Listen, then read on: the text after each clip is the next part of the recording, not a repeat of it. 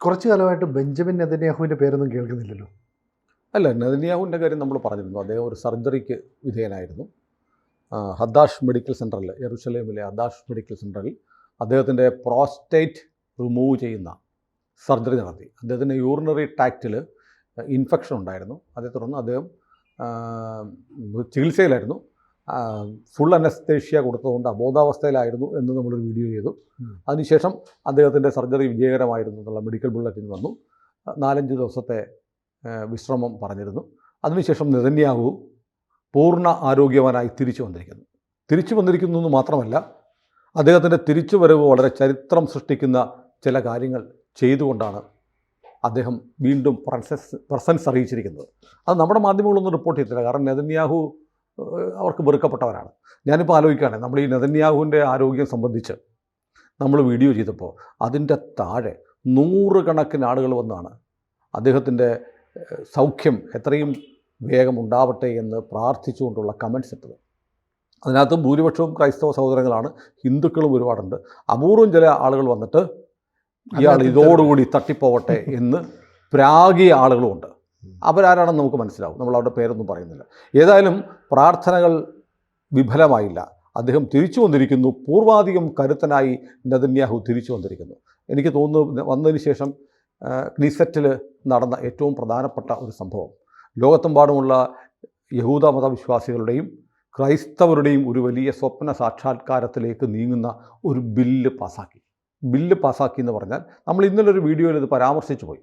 അത് പക്ഷേ അതിൻ്റെ കുറേ വിശദാംശങ്ങൾ പറയാനുണ്ട്. അതായത് എക്കാലത്തും വിശുദ്ധ നാടുകളിലെ വീണ്ടെടുക്കൽ ജൂത ജനതയുടെയും ലോകത്തെമ്പാടുള്ള ക്രൈസ്തവരുടെയും സ്വപ്നമാണ്. നമുക്കറിയാം, ലെബനോൺ തുടങ്ങി ഈജിപ്ത് തുടങ്ങി പല സിറിയ ഉൾപ്പെടെയുള്ള പല രാജ്യങ്ങളുമായി ബന്ധപ്പെട്ടാണ് ലോകത്തെമ്പാടുമുള്ള ക്രൈസ്തവ ജൂത വിശ്വാസത്തിൻ്റെ ധാരകൾ നീണ്ടു കിടക്കുന്നത്. അവിടെയൊക്കെയാണ് അവരുടെ വിശുദ്ധ നാടായി വാഴ്ത്തപ്പെടുന്നത്. അത് നമുക്കറിയാമല്ലോ. ഇപ്പോൾ യേശുദേവൻ തന്നെ ജനിച്ച പല സ്ഥലങ്ങളും ക്രൈസ്തവരുടെ കയ്യിലല്ല. യേശുവിൻ്റെ ജീവിതവുമായി ബന്ധപ്പെട്ട പല നാടുകളും ഇപ്പോൾ ഇസ്ലാം രാജ്യങ്ങളായി മാറിയിരിക്കുന്നു. ഇതെല്ലാം തിരിച്ചു കിട്ടി പഴയ വിശുദ്ധ നാടുകളുടെ പുനഃസ്ഥാപനം ലോകത്തെമ്പാടുമുള്ള ക്രൈസ്തവരുടെയും ജൂതമത വിശ്വാസികളുടെയും സ്വപ്നമാണ്.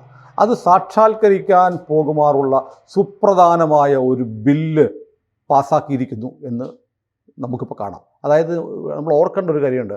ഗാസ ഇപ്പോൾ ഇസ്രയേൽ പിടിച്ചു കഴിഞ്ഞു. വെസ്റ്റ് ബാങ്കിൻ്റെ പേര് ഇസ്രയേൽ മാറ്റി, യഹൂദിയ എന്നാക്കി. വെസ്റ്റ് ബാങ്കിൻ്റെ പേര് യഹൂദിയ എന്ന് ക്നിസറ്റിൽ ഒരു ബില്ല് കൊണ്ടുവന്ന് യഹൂദിയ എന്ന പേരാണ് ഇപ്പം ഇസ്രയേലിനി ഒഫീഷ്യലി.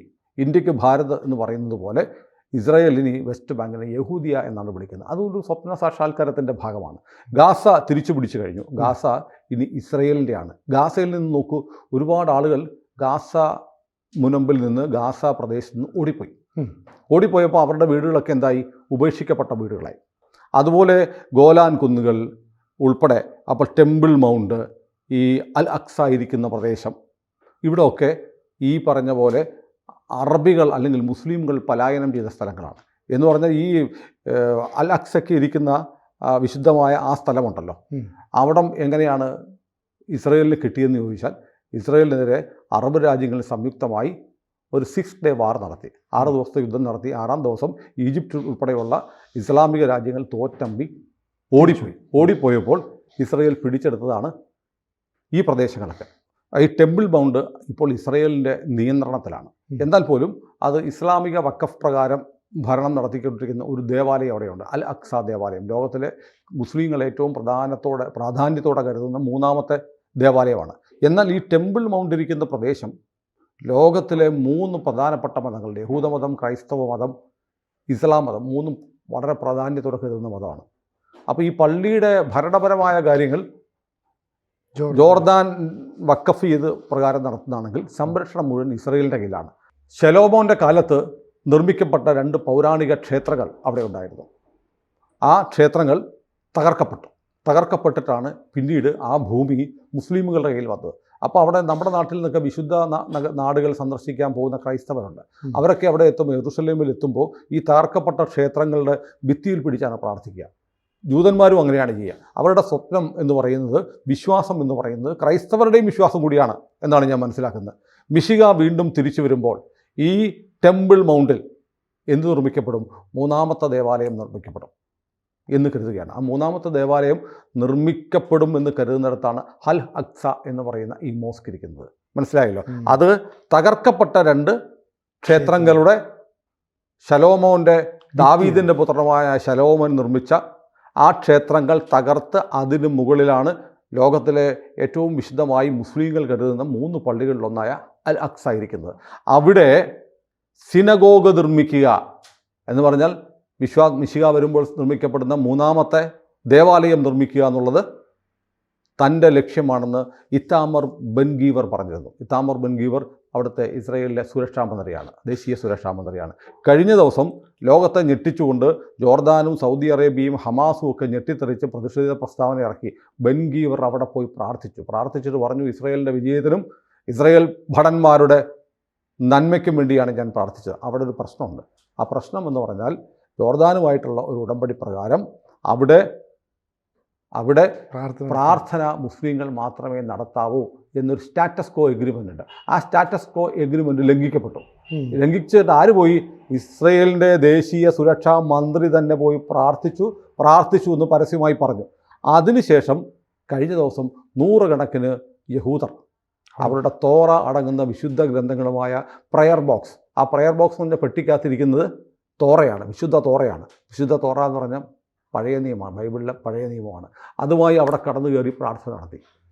അതിന് തൊട്ടു പിന്നാലെയാണ് ആശുപത്രി വിട്ടുവന്ന നെതന്യാഹു ബില്ല് പാസ്സാക്കിയത്. ഉപേക്ഷിക്കപ്പെട്ട ഭൂമി മുഴുവൻ ഇനി ഇസ്രയേലിൻ്റെ ആയിരിക്കും എന്നുള്ള ബില്ല് പാസ്സാക്കി. എന്ന് പറഞ്ഞാൽ എന്താ? വളരെ ഞാൻ ചുരുക്കി വളച്ചു കെട്ടി വിശദമായി പറഞ്ഞതിന് കാരണം, ഗാസയിലെ വീടുകളെല്ലാം ഉപേക്ഷിച്ച് ആര് പോയി? മുസ്ലിങ്ങൾ പോയി. ഉപേക്ഷിക്കപ്പെട്ട ഭൂമിയെല്ലാം ഇനി ആരുടെ ആയിരിക്കും? ഇസ്രയേലിൻ്റെ ആയിരിക്കും. ടെമ്പിൾ മൗണ്ട് അവർ ഉപേക്ഷിക്കപ്പെട്ടു പോയതാണ്, അല്ലെങ്കിൽ അവരെ ഓടിച്ചതാണ്. അല്ലെ, ഉപേക്ഷിക്കുന്ന 2 തരത്തിൽ ഓടിക്കാം. സ്വമേധയാ പോകുന്നതുണ്ടാവാം, ഓടിച്ചു പോകുന്നില്ല, അതും ഉപേക്ഷിക്കപ്പെട്ട. അപ്പോൾ ഇനി ടെമ്പിൾ മൗണ്ട് ഇനി ഇസ്രയേലിൻ്റെയാണ്, ഗാസ ഇനി ഇസ്രയേലിൻ്റെ ആണ് എന്ന് പറയുന്ന ചരിത്രപരമായ ഒരു ബില്ല് ആശുപത്രി കിടക്കയിൽ നിന്ന് തിരിച്ചു വന്ന ഇസ്രയേലിൻ്റെ നായകൻ, ലോകത്തെ ക്രൈസ്തവരും ജൂതന്മാരുടെ നായകനാണെങ്കിൽ പോലും ലോകത്തിലെ ക്രൈസ്തവർ മുഴുവൻ പുതിയ രക്ഷകരെ പോലെ കാണുന്ന ഒരു വലിയ മഹാനായ നേതാവാണ് നെതന്യാഹു ആ ബില്ല് പാസ്സാക്കിയിരിക്കുന്നു. അതാണ് ഏറ്റവും വലിയ ചരിത്ര മുഹൂർത്തം. ആ ചരിത്ര മുഹൂർത്തത്തിനെ എന്തുകൊണ്ട് നമ്മുടെ നാട്ടിലെ മാധ്യമങ്ങൾ കാണുന്നില്ല എന്നല്ല എൻ്റെ ഒരു സംശയം. ഈ ഹമാസ് ഇത്രയും നാൾ ഈ ഗാസയ്ക്ക് വേണ്ടി ഞങ്ങൾ നിലകൊള്ളുന്നു എന്ന് പറഞ്ഞിട്ടാണ് ഈ സമരം മുഴുവൻ നടത്തിയത്, അല്ലെ യുദ്ധം നടത്തിയത്. ഈ മതേതര രാഷ്ട്രം എന്ന് പറയുന്ന തുർക്കി പറഞ്ഞത്, എർദോഗൻ പറഞ്ഞത് എന്ത് രാഷ്ട്രം? മതേതര രാഷ്ട്രം പറയുന്നില്ല. അവർ ഖലീഫ മാറുക, ഖലീഫായിട്ട് എന്നുള്ളതാണ് എർദോഗാൻ്റെ ലക്ഷ്യം. പക്ഷെ അത് എർദോഗൻ്റെ നിന്ന് വെളിപ്പെട്ടത് ഈ ഗാസയ്ക്ക് വേണ്ടി നിലകൊള്ളുമ്പോഴാണ്. അതായത് ഒക്ടോബർ 7 ആക്രമണം നടത്തിയതിന് ശേഷം ഗാസയ്ക്ക് നേരെ ഇസ്രായേൽ ആക്രമണം നടത്തി പറഞ്ഞാൽ ഞങ്ങൾ ഗാസയ്ക്കൊപ്പമാണ്, ഗാസയെ സംരക്ഷിക്കാൻ ഏതറ്റം വരെയും പോകും. അപ്പോൾ ഒരു മുഖംമൂടിയുടെ പൊളിഞ്ഞു വീണു. അല്ല, മുഖംമൂടിയല്ല, അതിപ്പോൾ അവർ വെറുതെ ഒരു പേരിന് പറയുന്നതാണ്. തുർക്കി ഇസ്ലാമിക രാജ്യമല്ല എന്നുള്ള അവരുടെ കൊടി നോക്കി അറിയാമല്ലോ. ചുവന്ന കൊടിയാണെന്നേ ഉള്ളൂ. ചുവന്ന കൊടിയിൽ എന്താ ഉള്ളത് അത് നോക്കുക. അപ്പോൾ നമുക്ക് അത് നമുക്ക് വിടാം. അതൊക്കെ വെറുതെ. അപ്പോൾ ശലോമോൻ നിർമ്മിച്ച് ഹെരോദോസിൻ്റെ കാലത്ത് പുതുക്കി പണിത ദേവാലയം വീണ്ടും വരിക എന്ന് പറഞ്ഞാൽ അതൊരു വലിയ ചരിത്ര സംഭവമാണ്. വലിയ പ്രത്യാഘാതം ഉണ്ടാക്കാവുന്ന. കാരണം അവിടെ മൂന്നാമത്തെ ദേവാലയം പണിയണമെങ്കിൽ 2 ദേവാലയങ്ങൾ തകർത്ത് നിർമ്മിച്ചിരിക്കുന്ന മറ്റൊരു ദേവാലയം പൊളിച്ചു മാറ്റിയാലേ പണിയാൻ പറ്റുള്ളൂ. അത് ലോകത്തുണ്ടാക്കാവുന്ന പ്രത്യാഘാതങ്ങൾ കണ്ടറിയണം. പക്ഷേ അതിലേക്ക് നീങ്ങാൻ വേണ്ടി പരമാധികാരം ലഭിക്കുന്ന തരത്തിൽ പുതിയ ബില്ല് പാസ്സാക്കിയിരിക്കുന്നു ഇസ്രായേൽ. അതാണ് നെതന്യാഹു ആശുപത്രി കിടക്കയിൽ നിന്ന് വന്നിട്ട് തൻ്റെ നിയോഗം വിശാല ഇസ്രായേൽ, വിശുദ്ധ നാടുകളുടെ വീണ്ടെടുപ്പ് എന്നുള്ള പ്രഖ്യാപനത്തിലേക്ക് വീണ്ടും നീങ്ങുന്നു. അത് ഞാൻ പറഞ്ഞു വന്നത്, നമ്മുടെ നാട്ടിലെ മാധ്യമങ്ങൾ എന്തുകൊണ്ട് ഈ ചരിത്രപരമായ നീക്കത്തെ കണ്ടതായി ഭാവിക്കുന്നില്ല എന്നുള്ളത് വളരെ പ്രധാനപ്പെട്ട കാര്യമാണ്. കാരണം അത് അങ്ങനെ കൊടുത്ത സത്യമാണെങ്കിലും ഇവിടെ ചില ആളുകൾക്ക് വല്ലാത്ത വിഷമം ഉണ്ടാകുമല്ലോ, അതുകൊണ്ട് വാർത്ത കൊടുക്കുന്നില്ല എന്ന് പറഞ്ഞതുപോലെയാണ്. ഇനി രണ്ടാമത്തെ കാര്യം, നെതന്യാഹു തിരിച്ചു വന്നതിന് ശേഷം ഉണ്ടായിരിക്കുന്ന വലിയൊരു നേട്ടം, അമേരിക്ക നെതന്യാഹുവിൻ്റെ തിരിച്ചുവരവിനെ സ്വാഗതം ചെയ്ത് ആഘോഷിച്ച് ഒരു സമ്മാനം കൊടുത്തിരിക്കുന്നു. $8 ബില്യൺ ആയുധങ്ങൾ കൊടുക്കാൻ തീരുമാനിച്ചു. $8 ബില്യൺ. അപ്പോൾ $1 ബില്യൺ എന്ന് പറഞ്ഞാൽ 100 കോടിയാണ്. 800 കോടി ആയുധങ്ങൾ ഉടൻ കൊടുക്കുകയാണ്. അതിനകത്ത് എയർ ടു എയർ മിസൈൽസ് ഉണ്ട്, വിമാനങ്ങൾക്കും അറ്റാക്ക് ഹെലികോപ്റ്ററുകൾക്കും ഉപയോഗിക്കാനുള്ള ആർട്ടിലറി ഉണ്ട്, വെടിക്കോപ്പുകളുണ്ട്, ആർട്ടിലറി ഷെൽസ് ഉണ്ട്. ഇപ്പം ഈ എയർ ടു എയർ മിസൈൽസിനകത്ത് റാമാസ് എന്ന് പറയുന്ന എയിം 120C8 എന്ന് പറയുന്ന ഏറ്റവും ആധുനികമായ ഒരു വ്യോമ പ്രതിരോധ സംവിധാനം കൊടുക്കുക. നമുക്കറിയാം അവരുടെ അയൺ ഡോം ഉണ്ട്, ആരോ മിസൈൽ സിസ്റ്റം ഉണ്ട്. അതുകൂടാതെ എയിം 120C8 റാം എന്ന് പറയുന്ന മിസൈൽ സംവിധാനം കൊടുക്കുകയാണ്. അതിൻ്റെ പ്രത്യേകത എന്ന് പറയുന്നത് അത് ഡ്രോണുകളെ വരെ പ്രതിരോധിക്കും. അപ്പോൾ ഇസ്രയേൽ ഈ സമീപകാലത്ത് ഈ യുദ്ധത്തിലുണ്ടായ ഏറ്റവും വലിയ ശല്യം ഈ ഡ്രോണുകളായിരുന്നു. ഡ്രോണുകളെ ഒന്നും അങ്ങനെ മിസൈൽ വെച്ച് തകർക്കാൻ പറ്റില്ല. അതൊക്കെ വന്ന് അതൊക്കെ വീഴും. കാരണം അത് ഡ്രോണുകൾക്ക് അങ്ങനെ പ്രശ്നമുണ്ട്. ഈ S-400 പോലെയോ അല്ലെങ്കിൽ അയൺ ഡോം പോലെയുള്ള മിസൈൽ വേദ പ്രതിരോധ സംവിധാനം മിസൈലുകളെ ലാക്കാക്കിയുള്ളതാണ്. അതിനേക്കാൾ വളരെ ചെറുതാണ് ഈ ഡ്രോൺസ്. ചെറിയ ഡ്രോൺ എന്ന് പറഞ്ഞാൽ ഒരു 200 ഗ്രാം 100 ഗ്രാം ഒക്കെ ഉള്ള സാധനം പറന്നു വന്ന് 100 ഗ്രാം സ്ഫോടക വസ്തുവായിട്ട് 100 ഗ്രാം സ്ഫോടക വസ്തു മതി ഒരു ചെറിയ പ്രദേശം ചാമ്പലാക്കാൻ. ഇത്തരം സാധനങ്ങൾ നിരന്തരം വരുന്നു. നെതന്യാഹുവിൻ്റെ വീട് വരെ എത്തി. അപ്പോൾ നെതന്യാഹു തിരിച്ചു വന്നപ്പോൾ, ആശുപത്രി കിടക്കവട്ട തിരിച്ചു വന്നപ്പോൾ 8 ബില്യൺ US ഡോളറിൻ്റെ ആയുധങ്ങൾ കൊടുക്കുകയാണ്. അത് കപ്പൽ കയറ്റി കഴിഞ്ഞു, ഉണ്ടാക്കിയിട്ടില്ല. അത് ഷിപ്പ് ചെയ്ത് കഴിഞ്ഞു എന്നാണ് പറയുന്നത്. അപ്പോൾ ഡാം ടെയിൽ കിറ്റ്സ് എന്ന് പറയുന്ന പ്രത്യേക ഒരു ഡം ബോംബുകളുണ്ട്. അതായത് ആഴത്തിൽ പോയി, മറ്റേ പുള്ളിക്കാരനൊക്കെ ഒന്ന് ഓർക്കുന്നില്ലേ, ലെബനോണിൽ പോയിട്ട് നസറുള്ളേക്കൊന്ന് ഭൂമിക്കടിയിലുള്ള അത്തരം ബോംബുകൾ ഉൾപ്പെടെയുള്ള വലിയൊരു ആയുധ സന്നാഹം നെതന്യാഹു തിരിച്ചു വന്നപ്പോൾ അതിൻ്റെ സമ്മാനം പോലെ നമ്മൾ ആശുപത്രി കിടക്കുന്ന ആളുകളെ കാണാൻ പോകുമ്പോൾ ഫ്രൂട്ട്സ് കൊണ്ടുപോകും, പൂക്കൾ കൊണ്ടുപോകും. യൂറോപ്യൻ രീതിയാണ്, നമ്മുടെ അവിടെ ഒന്നും ചെയ്തില്ല.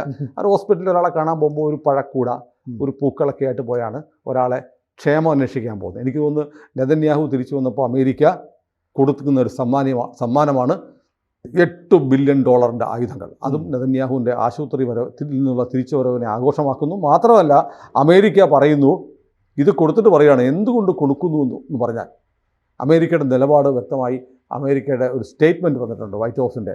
ഇസ്രയേലിന് പ്രതിരോധിക്കാനും സ്വയം സംരക്ഷിക്കാനുമുള്ള അവകാശമുണ്ട്.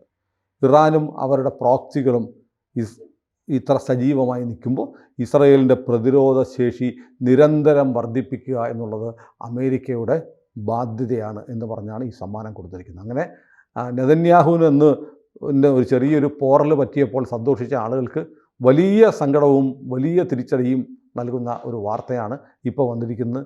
നെതന്യാഹു പൂർവാധികം കരുത്തോടെ വന്നിട്ടുണ്ടടാ, വരുന്നുണ്ടടാ നിൻ്റെയൊക്കെ കാലന്മാർ. പഴയ അരിയും കുന്തിരിക്കോ ഇല്ല, ആ മുദ്രാവാക്യം എനിക്ക് ഓർമ്മ. അപ്പം കാലൻ തിരിച്ചു വന്നിട്ടുണ്ട്, കാത്തിരിക്കുക. കൂടുതൽ വാർത്തകളും വിശേഷങ്ങളും നിങ്ങളിലേക്ക് എത്താൻ ABC മലയാളം സബ്സ്ക്രൈബ് ചെയ്യുക, ബെൽ ബട്ടണും അമർത്തുക.